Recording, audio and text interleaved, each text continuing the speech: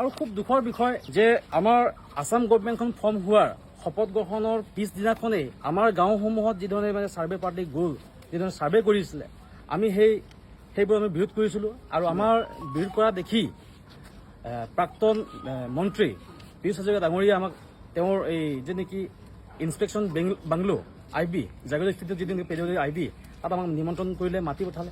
আৰু মাতি লৈ যিদৰে নেকি আমাক অপমান কৰিলে, সেইটো কেৱল তিৱা ৰাজ্যক অপমান কৰা নাই, সমগ্ৰ জনজাতি ৰাজ্যক তেওঁলোকে অপমান কৰিছে। আৰু এগৰাকী তেওঁ যেন SC হয়, চিডিউল কাষ্ট হয়, তেওঁ যেন খিলঞ্জীয়া হয়, খিলঞ্জীয়া হয় যদি খিলঞ্জীয়াৰ দুখৰ কথা বুজি নাপায়, তাতকৈ আৰু বেদনাদায়ক কথা একো হ'ব নোৱাৰে। আৰু আটাইতকৈ পৰিতাপৰ বিষয় যে তিৱা ছাত্ৰ সন্থা 1989 গঠন হোৱা তিৱা ছাত্ৰ সন্থা আটাইতকৈ আমাৰ তিৱা জনগোষ্ঠীৰ একমাত্ৰ ছাত্ৰ সন্থা তিৱা ছাত্ৰ সন্থা, তাৰে আমাৰ প্ৰাক্তন সভাপতি চেনিয়াৰ মালাং ডাঙৰীয়াক তেওঁ যিদৰে নেকি অপমান কৰিলে যে তুমি মৰিগাঁৱৰ মানুহ, মৰিগাঁৱৰ ৰাজনীতি ইয়াত নচলিব, মৰিগাঁও দালাগিৰি ইয়াত নচলিব, এইদৰে যিটো অপমান কৰিলে আমি গৰিহণা দিছোঁ।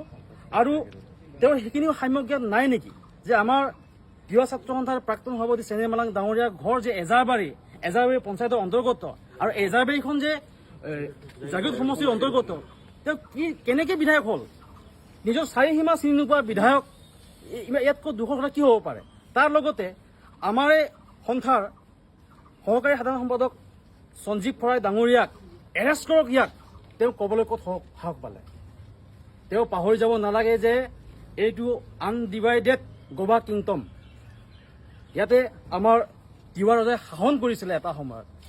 আৰু আমি সেই গোভা ৰজাৰ নাতিপুতি, আৰু আমাৰ গোভা ৰজাৰ নাতিপুতিক এনেধৰণে দুৰ্ব্যৱহাৰ কৰিব তেওঁ ক'ত সাহস পালে?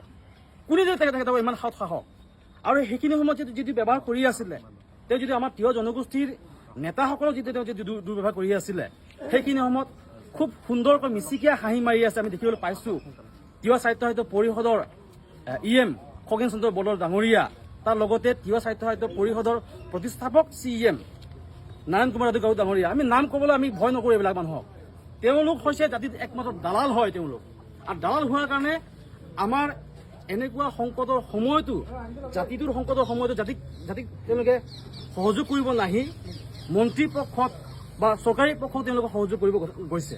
ইয়াতকৈ দুৰ্ভাগ্যজনক কথা একো হ'বই নোৱাৰে। আৰু আমি চিনাক্ত কৰিছোঁ সেইসকল ব্যক্তিক,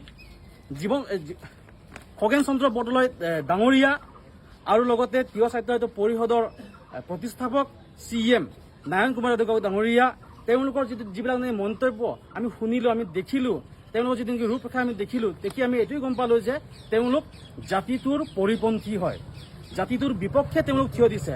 আৰু তেওঁলোকে এইবোৰ জাতিৰ নামত যি দালাল কৰি আছে, সেইবোৰ দালাল আমি চলিবলৈ নিদিওঁ। আৰু অতি শীঘ্ৰে যদি তেওঁলোকে আমাৰ এই জাতিৰ সংকটৰ সময়ত আমাক যদি সহযোগ নকৰে, জাতিৰ এই সংকটৰ সময়ত আমাৰ থিয় নিদিয়ে, তেনেহ'লে এইবোৰ দালাল ৰূপী এই ব্যক্তিসকলৰ ঘৰ আমি ঘেৰাও কৰিব আমি বাধ্য হ'ম।